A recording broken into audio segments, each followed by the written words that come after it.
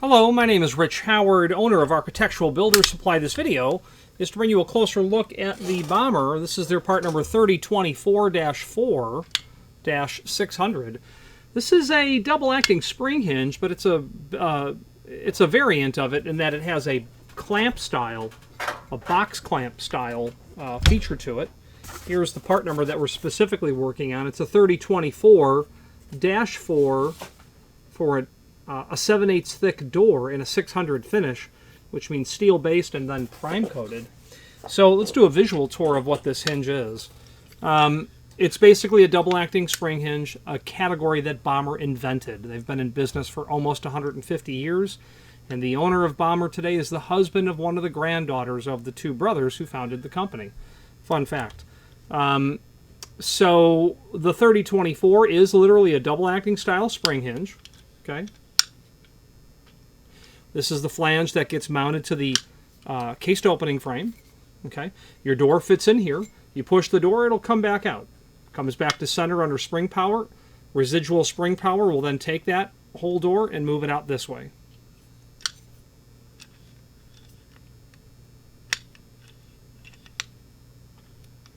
Okay. The 3024 is specifically the box clamp style. And why would someone want a box clamp style? Well, because perhaps the construction of the door is really not conducive to having something screwed to the edge of it. The door or whatever may be made of something that's just not appropriate in the sense that think of plywood. Think of the edge of plywood. You know, would you rather bolt through the plywood itself, or would you rather screw to the edge where you have all of those several and many different layers that, you know, that is what plywood is comprised of. So whatever the reason that you really can't screw to the edge of the door, you would use a box clamp style. I would also argue that a box clamp style where you are through bolting through the door itself, and that door fits inside of this clamp, or this box clamp, is going to give you a more robust application that will be capable of handling more volume, more use, more heavy use, in fact. And that's where you're going to see people use these, and they'll also use them in applications where they have extremely heavy doors. So you'll have a box clamp style hinge that you'll be able to apply to a door that's high volume, substantial weight, etc. This door can't be that heavy because it's 7/8 thick, although it can be as well, you know, depending on what they're doing. But for whatever reason, the makeup of the door, this client figured that it would be best to have a box clamp style hinge. Okay, so let's dissect the part number a little bit further. And to do so, I would like to switch to the screen view so we can take a look at some supporting documentation. Okay, so we are looking here at the 3024-4 in a 600 finish. So extended description information down below tells us that this is a box clamp flange type, which we've discussed, that it will work on doors 7/8, 1 inch, an inch and an eighth, and then you have to specify that door thickness, and you do so up here before you're adding to cart. Okay, these are not adjustable. Those clamp flanges are not adjustable, even though the factory has, they have a model of something that does have an adjustable flange. I imagine that very intelligent people in engineering at Bommer that they could engineer a adjustable clamp style, but you know, they've tested the hinge in order to give you the following guideline: minimum height 6'8", 2 hinges up to 60 pounds. If you get beyond that, up to 75 pounds, go with 3 hinges. Maximum door width for 2 hinges is 2'4", and then 3 foot for 3 hinges. Why are these numbers there? Well, because they've tested the material. They've come up with a guideline in terms of what they've engineered, and then therefore tested their hinge to work with. Okay, there is box clamp style door flange attached to the door with through bolts and nuts. I'll show you the fastener package before the end. The jam flange is surface applied to the cased opening frame. Clamp flanges are not adjustable. Packed with the through bolts and machine screws. The machine screws will really be for the hinge leaf, the jam leaf of the hinge. Through bolts would be for the box clamp. permits the door to open in either direction and automatically return to the closed position, provides maximum protection for doors subject to normal abuse of lift trucks due to resiliency of spring support and shock-absorbing reaction of flexible mounting. To me, that just says a box clamp. What that's telling me is that a box clamp, because you're through bolting it, is going to allow you to beat up those doors a little bit more than you would with edge-mounted screws. These are adjustable spring tension, which permits the power and speed adjustment. No hanging strip is needed. The Bommer line of material, a hanging strip is something that the Bommer line does not require. A hanging strip would be you have a jamb, okay, and then you want to put your hinge onto it. Well, some clones of the Bommer product will require a piece of wood to go down to the frame so that you can then attach, the hinge to. I'm not really familiar off the top of my head because I've forgotten how some of this works with a hanging strip. But Bommer's saying ours does not require that. You're going to literally take that cased opening frame and apply that flange right down here. Okay, is how that's going to work. Okay, so right down to the cased opening frame is all they're saying there. Replacement tension pin is available. This hinge will require 2 tension pins. Also, a tension rod is included, and we're going to go over the setting of that material before the end here as well. And by the time you're seeing this video, you will also see a link to the tension rod, and that's just what's going to allow you to set the tension on the item that the tension pin will then, of course, retain. So at this point, it would be time to move to the template, installation instructions, and product brochure. But first, the product brochure. We'll take a look at that.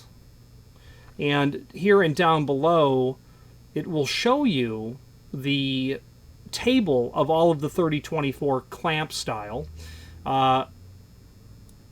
Okay, 3024 4-inch through 8-inch clamp flange. And if you wanted decorative tips, which are not unusual, you would add a CL as a prefix. Okay. Before we move on to that table, steel-based. When they say non-template, they mean that these holes are not in any particular fashion, arrangement, location. They don't meet any specifications for location. It's a Bommer-specific location for these holes. These are non-handed. They can be installed on the left side double-acting doors or right side double-acting doors. Now, that table is awfully handy because it gives you your weight range. So first of all, you might take a look and see what your door thickness is, and then look at those different rows, and then check out the door weight that they're talking about, and then make the appropriate selection. What's strange about this hinge is we'll either sell the small one, or we'll sell the really big one. That 3024-8 is a pretty epic hinge, and we do sell those with some frequency. And the reason is because the client literally has a very wide door. This client that we sell those large ones to, they have 4-foot doors that aren't excessively heavy for being a 4-foot door, but nonetheless, that's what they use. Okay, so that table is very handy in that regard. So the next thing to move on to would be the installation instructions and template. So let's do that now. Now we move to the installation instructions, and let's click on that. Well, the template. We got the template installation instructions. So let's look at them both together. They do not have all of the information required on one document, so you really need both. And I think the template is the document to look at first because it's going to allow us to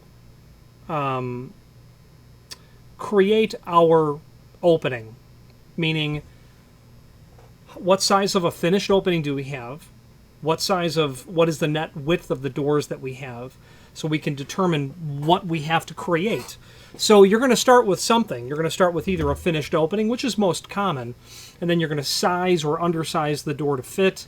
In that case, you need to know exactly what you are required to underfit. I should say undercut.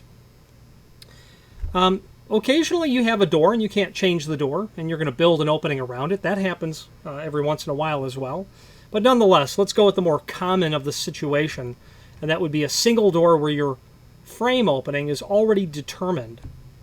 So frame opening equal actual door width plus A, and A is going to be whether or not you are mortising that flange, that clamp. So if you're going to mortise the clamp to be flush with the edge of the door, your A dimension will be different. So conversely, if we know our frame opening, and let's say that that is 30, we're going to deduct A, and that will be our actual door width. So you have to determine whether or not you're going to mortise that clamp so that the door will actually run long over the end of the clamp itself, or if you're just going to butt it up to the edge. The disadvantage of butting it up to the edge is you're going to have more of a gap between the, to where the door would sit and the wall, and they're basically saying, 3/8 of an inch, roughly, is what you'll have. If you wanted that margin to be tighter, you would, of course, mortise the flange, and then your dimension will be 0.38 or 3/8 of an inch. Okay, so really what they're talking about is the dimension that you're going to have from about here to the cased opening frame, and then about 1/8 of an inch on the opposite side or over here in this area. Okay, so that's what you have to determine. If you're dealing with a pair of doors, same calculus, you're just going to have a different margin or prefit that you'll contend with. So that's the only thing that you need to know on this page. If you wanted to know the hinge's dimensional properties, well, that's where you could go about reviewing all of that. Now the -4, while it sure is true that I can measure the height of that clamp flange, and I can measure 4 inch, 4 inch is really more of a reference to the thickness and the overall size of the door that you can deal with, that the hinge can handle. The size is certainly a dimensional relationship of the hinge, but it's very much directly related to the capacity of the hinge as well. So that really wraps up our template document, not too much else. If you have questions on how to determine that, let me know. I'd be happy to help. If you were going to radius this door edge, you could certainly get by with a little less margin between the jamb, the cased opening frame, and the edge of the door. But of course, over here it would always be square edged, is what you would. And be mindful, it has to be square edged and not beveled. I've had people call and say, yeah, I've got a pair of doors, but the two doors don't sit together. I've got everything plumb. I have it all installed in the correct location. And what they're finding is, not too long ago I had this call, a couple of double-acting hinges. I had a client call, and his door was sitting like this, and the other door was sitting like this. And I said to the client, well, if we've double-checked and we've made sure that everything is mortised correctly, and the jambs are not toed, well, in this case, the jambs are not toed, okay, and if the frames aren't twisted or toed, the only thing it can be is that your door cannot be beveled. And indeed, the client had a bevel on his door and he didn't notice it. And that's normal because that degree of bevel is only 3 degrees. It's a very small bevel. He didn't notice it. So once he had planed the door down so that it was a square edge, there were no further problems at all. Okay, so be mindful that you have to have a square edge at least here. You can have you can have a radiused edge over here, but not on both sides. Now let's switch over to the installation instructions. These are fairly generic installation instructions in the sense that you are dealing with a double-acting spring hinge. And indeed, the installation instructions are really no different than a 3029 when it comes to applying the unit to the jamb. Like the other double-acting spring hinges, soldier stacking the top two, if you're using 3 or even 4, is what you need to do. That's standard installation method of soldier stacking the top two. Okay. Another thing, since we're looking at the double-acting pair of doors, they want you to put the tension collar down and up. One door gets them up, one door gets them down. They find that the doors operate more as a pair of doors when that is the case. No firm reasoning as to why that is the case, but they do want them to be installed in this fashion. I think it has everything to do with the door returning to center based on its expected use. But again, I don't have a firm reason as to why that is. What I am told, it just installing them that way allows those doors to come right square together like that. Okay, so let's start in the upper right-hand corner. Remove spring tension from each barrel by inserting tension rod into the tension adjustment hole. Rotate in direction of the arrow as shown in Figure 2 or Figure 3 and remove the tension pin. The bottom line is there will be no tension on this hinge when it arrives to you, and if there is, you can easily remove it. And we'll demonstrate how to set the tension when we switch back to the camera view. That tension collar that they're referring to here, you'll notice there's this tension collar here, but there's not one down here. When the tension collar is pointed towards the top of the door, you would insert the tension rod and then rotate the collar clockwise to increase the tension on the spring, which would then allow you to remove the pin and then carefully set that spring to zero tension and remove the tension rod. But it's illustrated here. So they're basically saying to get these installed, remove that pin first. Then locate the hinges as seen in Figure 1. Figure 1, soldier stacking them if that's how you're doing it. You may mortise or surface apply to the edge of the door. We talked about that. They're kind of illustrating here that it's surface mounted, but you can mortise it. And you would mortise it if you just wanted to achieve a tighter margin between the jamb and the edge of the door. And be mindful, regardless of what you do, the margin here will always be heavier than the margin here or here if it's a single door.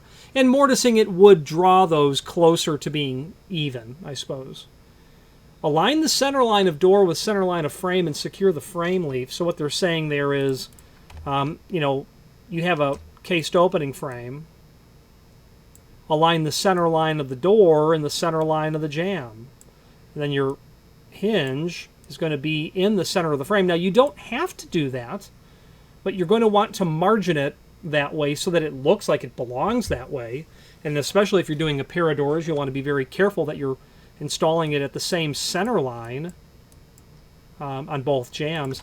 I did have a client who wanted to get the double-acting spring hinge to allow the door to go here to 90 and then to 180. So what I instructed them to do is to set that hinge biased so that you could wrap out and around and get that door leaf out. And actually, the door would actually go 270 degrees because it would go this way, then back out and around. So that would be a reason to bias it, but in 30 years I've been asked about that one time that I can recall. For best alignment on double doors, mount hinges with one door with tension adjustment up and the opposite orientation for the other door. As shown in Figure 1, shims may be necessary under the edges of the frame flanges for door alignment. There's no doubt that the hinge is going to be made accurately, but what they're saying is you get that hinge on here, you might need to stick a shim underneath there to get that door cant the door, maybe ever so slightly like that. That sort of concept, to tip it one way or another. Now, setting the tension, do not exceed 5 holes of tension. If you hear creaking in the spring when you get it open, that's a telltale sign that there may be too much. Well, there's either rust on the spring, which wouldn't happen when it comes from the factory, but it could happen long term, and it does, which means it needs to be lubricated. Or you're over torquing the spring. You don't want to set too much tension on that and get the spring to contort. So place the door in the closed position. Wedge door up from floor until it's plumb. You want it plumb. You want to have the proper margin between the top of the door and the underside of the frame. 1/8 of an inch would be good. Okay. Insert the tension rod. So what they're saying is you've got the frame attached to the jamb. you've got the door now in the clamp and you have the bolts through the door. At this point, you still have it wedged up from the bottom because there's no tension set on the spring. So at this point is when you're going to set tension. And you'll need your tension rod, you'll need your tension pin, and rotate that clockwise to increase tension. And there are 2 barrels in the hinge, one here and one here, and you'll need to do that evenly on both sides. Increase tension on top hinges if door sags or return action is too slow. So if your door is sagging down, you want to increase tension. And if you don't have, if you're hitting 5 holes of tension, you need to add another spring hinge. Up at the top is where you would put that. But they don't have any standard practice when it comes to 3 at the top and 1 at the bottom. But nonetheless, people have done that in the past. I guess the only dimension that they don't really provide us here is what you would leave at the bottom. That would be up to your discretion for an undercut. You know, I would check the floor to make sure it's reasonably level. I wouldn't be too concerned about it being, you know, 1/2 of an inch or 3/4 inch, whatever works for your application. But you do know the width that you need to make the door. You know how to set the hinges and where to locate them. Now, let's switch to the camera view and demonstrate the setting of tension.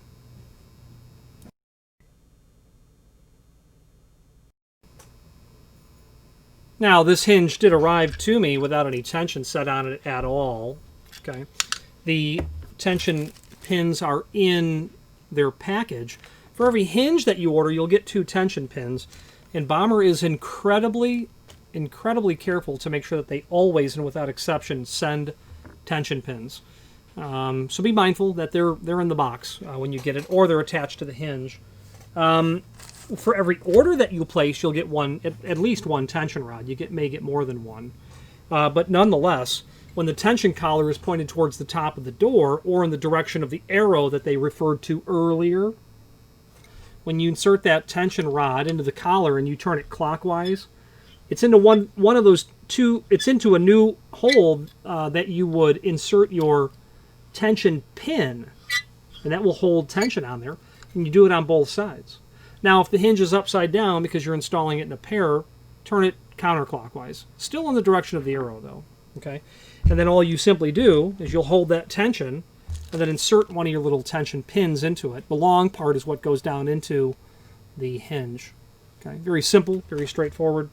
Now, the last thing I'd like to show you on this hinge is the Bommer logo. And right above it, it says Made in USA. That's a fact that Bommer is quite proud of, as am I to represent them. That link below this video to the manufacturer's page will allow you to review not only all of the Bommer products that we sell, but a link to the manufacturer's website, as well as a link to the full product catalog. And if you are dealing with anything spring hinge related, definitely review that catalog. It's literally what Bommer has been doing for almost 150 years.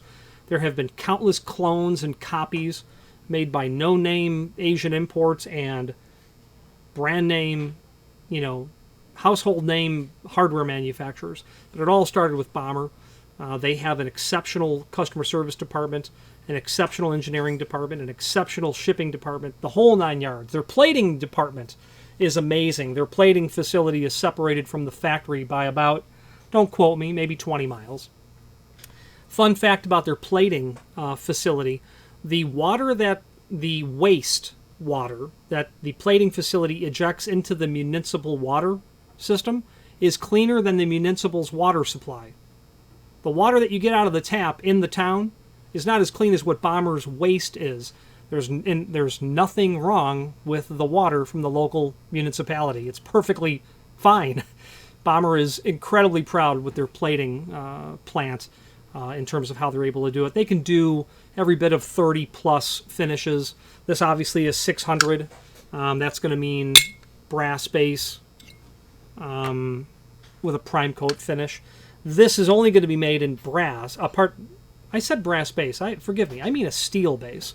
This is only made in a steel base. They can do whatever finish they can do on steel. You know, your chromes, your nickels, your bronzes, satin polished, oil rubbed. zinc, bright black Japan, things of that nature. They don't powder coat, and I don't expect that they're going to get into powder coating. There are too many nooks and crannies with hinges and cylinders and certain pieces of hardware that for some manufacturers it's not conducive for them to powder coat. So I don't believe Bommer will be getting into powder coating. Because, you know, they already offer black, and they have for decades and decades and decades, and black is the vogue finish nowadays. It's just their 601 finish, their bright black Japan. Any questions on the Bommer 3024 in a -4 size and a 600 finish or any other Bommer product, please feel free to reach out to us. And thank you.